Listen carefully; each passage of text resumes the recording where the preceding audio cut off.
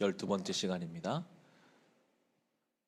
구원론에 관해서 구원에 관해서 말하려면 예수님에 관해서도 이제 말씀하게 되는데요. 다뤄가고 있습니다. 오늘은 12번째 시간입니다.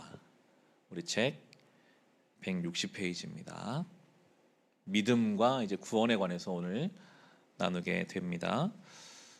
성경의 가르침은 구원은 행함으로 얻는 것이 아니라 믿음으로 얻는다. 성경의 분명한 가르침입니다.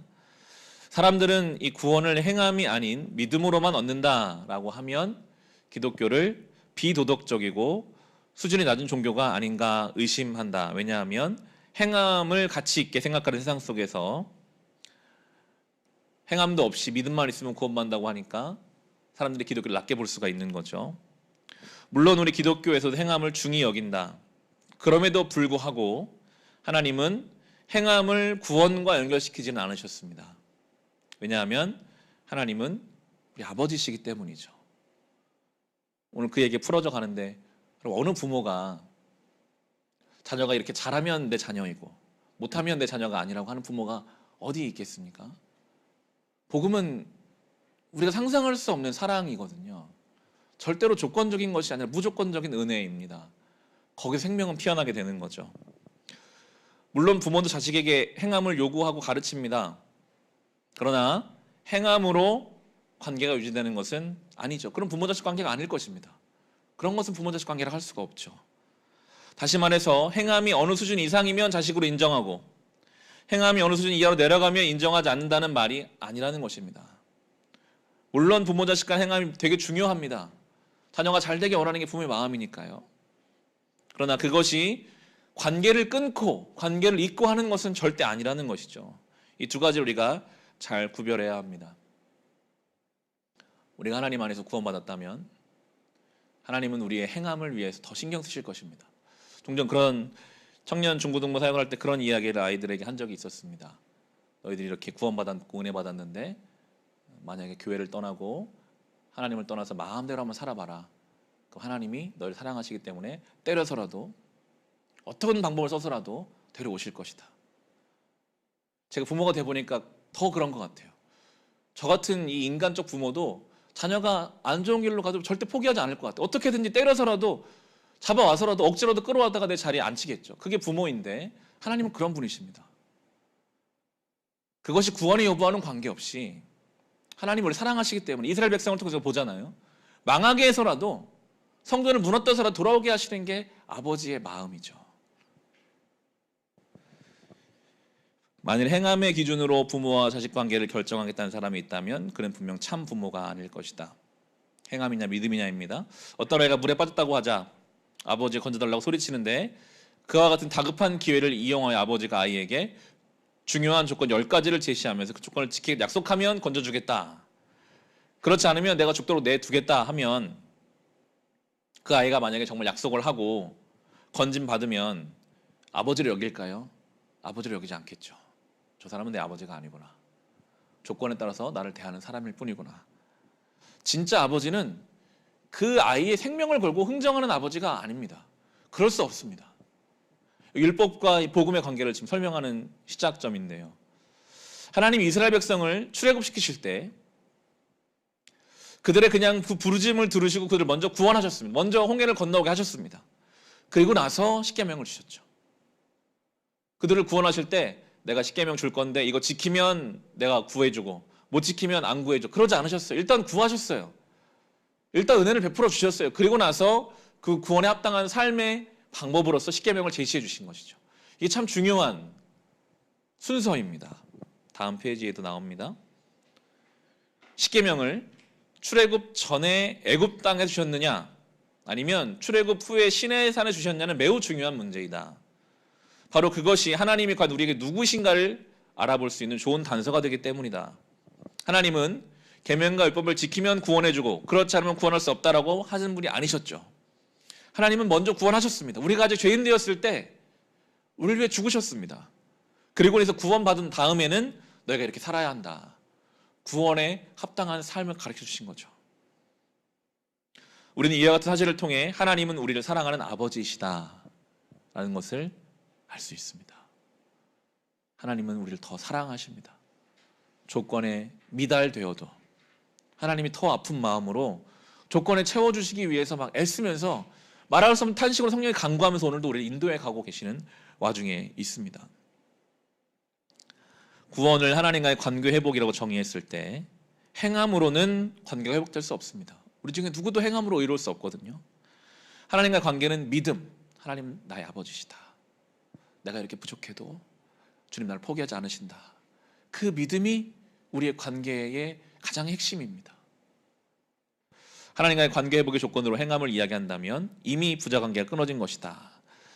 가장 많이 회자되는 이야기가 바로 이 누가복음 15장에 나오는 탕자의 비유죠.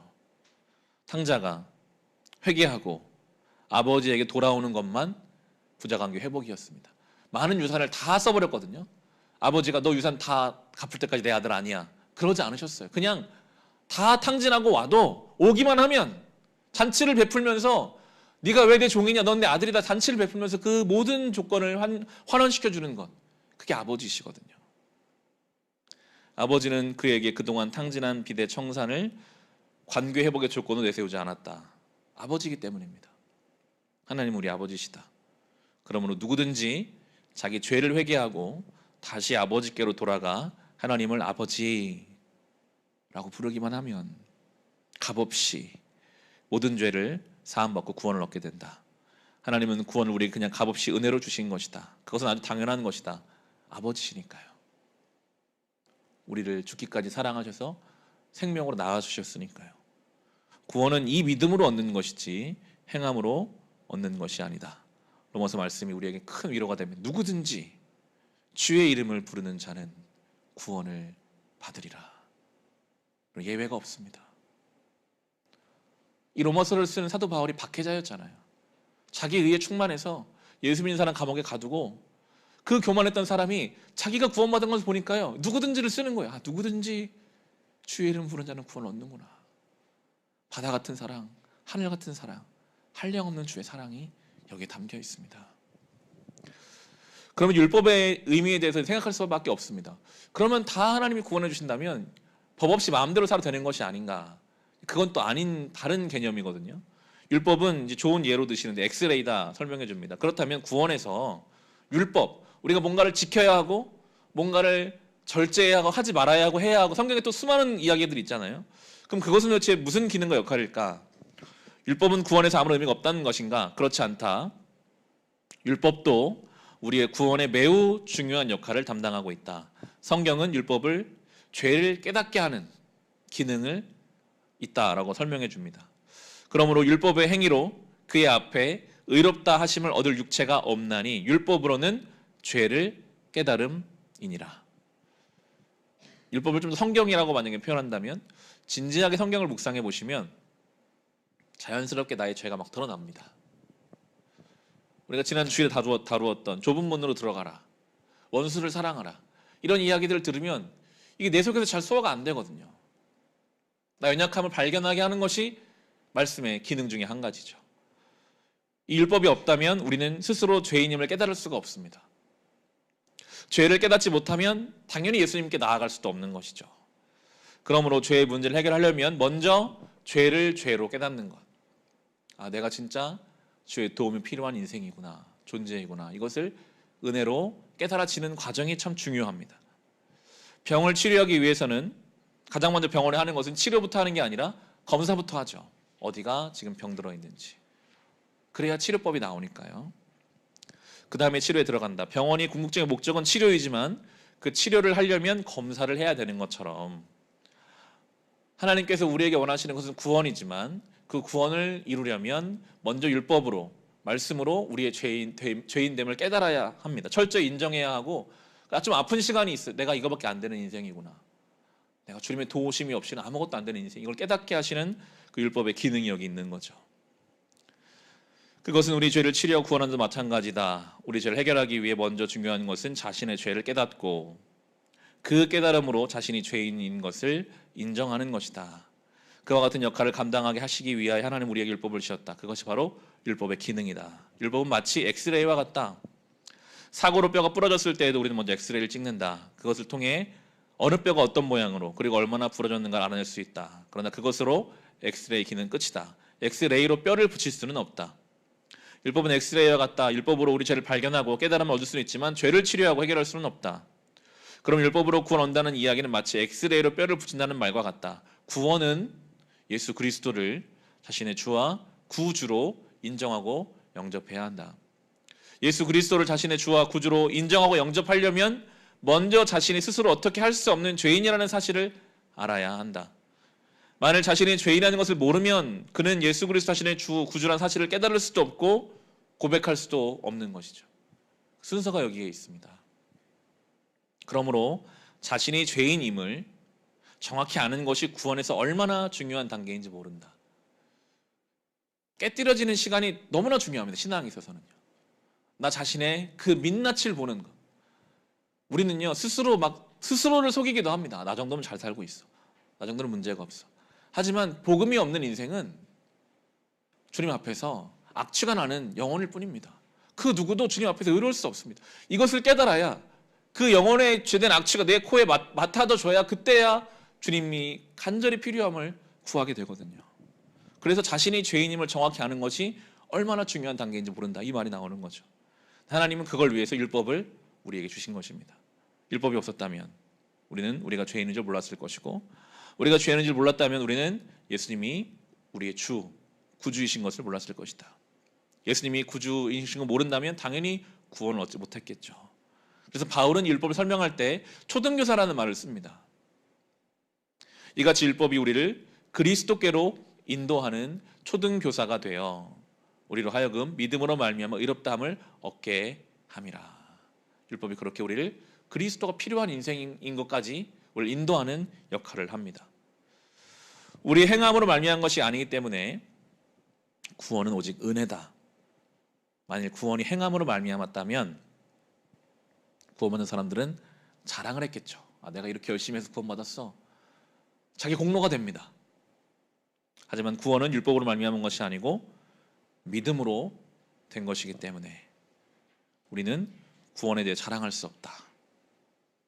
감사할 뿐이다. 그래서 여러분 진짜 신앙을 가진 사람은 절대 교만할 수가 없습니다.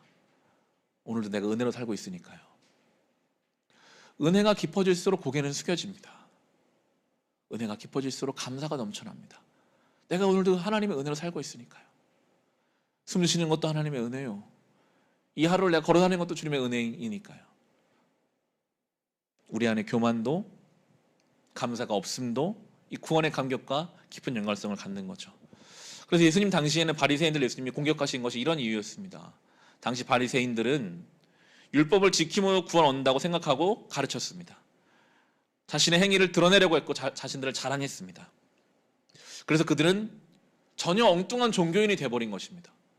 내가 하루에 몇 번 내가 금식하고 내가 기도를 몇 시간 하고 내가 어떤 율법을 지켰고 나는 그래도 당신은 못 지켜 당신은 죄인이고 이런 것들은 하나님 앞에서 전혀 의미 없는 일들이었는데 그들은 그게 하나님 믿는 것으로 착각하고 있었죠. 죄를 짓고 죽게 된 사람이 하나님의 은혜로 구원을 받고서도 그 은혜를 모르고 자신의 보잘것없는 행위를 자랑한다는 것은 얼마나 우스꽝스러운 일인가, 그리고 얼마나 악한 일인가. 그런즉 자랑할 때가 어디냐, 있을 수가 없느니라. 무슨 법으로냐, 행위로냐 아니라 오직 믿음의 법으로니라. 그래서 종교개혁자들은 오직 믿음, 오직 은혜 이것을 부르짖었습니다. 오직 믿음에서만 오직 은혜가 나올 수 있다. 은혜 충만한 신앙생활을 위하여 우리는 믿음으로 구원을 얻는 도리를 먼저 분명히 해야 할 필요가 있다. 구원은 믿음으로 얻는 것이지 행함으로 얻는 것이 아니다. 구원을 행함으로 얻는다면 하나님 우리 아버지가 아니시겠죠. 그러나 율법으로 구원 얻는 것은 아니지만 율법을 지키지 않아도 되는 것은 아니다. 율법을 지키려고 힘쓰지 않으면 우리가 죄인인 것을 깨달을 수가 없다. 자신이 죄인인 것을 깨닫지 못하면 예수님이 우리의 구주라는 믿음에 이를 수가 없는 거죠. 그러므로 율법은 우리를 그리스도에게로 인도하는 초등교사다. 율법으로 구원 얻는 것은 아니나 율법이 있어서 믿음에 이르게 된다. 율법은 우리가 죄인인 것을 가르쳐준다. 그러나 그것이 죄 해결책이 될 수는 없다. 그게 좋은 예시인 것 같아요. 엑스레이를 통해서 뼈가 부러진 것을 볼 수는 있지만 그 엑스레이가 뼈를 붙여주지 못하죠. 거기에 우리 절망이 있습니다. 지식적으로 성경을 탐구하다 보면 그 논리 속에서 자신의 죄를 깨달을 수 있습니다. 근데 거기 절망이 있죠. 그럼 난 죄인인데 어떻게 해야 되나? 그때 필요한 것이 은혜입니다. 아, 나 같은 죄인을 주님 사랑하시는구나. 하나님이 값없이 우리를 구해주셨다. 예수 그리스도의 십자가를 값으로 지불하시고 우리를 구원해 주셨다. 오직 이것을 믿음으로 우리가 어떤 죄를 지었어도 하나님의 은혜가 더 크다. 그것이 내 정말 영혼으로 고백되어지는 것. 그게 구원의 선물이죠. 오직 믿음으로만 구원을 얻기 때문에 구원은 오직 은혜이다. 이 구원과 성화의 개념에 대해서는 또 다뤄갈 시간이 있겠지만 성화보다는 항상 구원이 먼저입니다. 중생이 먼저입니다. 뭔가 주 안에서 다시 태어나야 성화 될 수 있는, 태어나야 잘할 수 있는 거거든요. 제일 중요한 것이 예수의 이름으로 다시 태어나는 것, 새 생명을 얻는 것. 태어난 것은 여러분 우리가 태어나고 싶어 태어나는 사람이 없잖아요. 전적으로 부모의 인도함 속에 태어나는 것입니다. 하나님의 인도함 속에 우리가 영적인 생명을 얻고 그 다음에 이제 자라가는 것이죠. 오늘도 이 구원의 은혜를 감사하는 마음으로 겸손하게 감사하게 주어진 날을 살아갈 수 있으시기를 우리 주님의 이름으로 축원합니다. 이 시간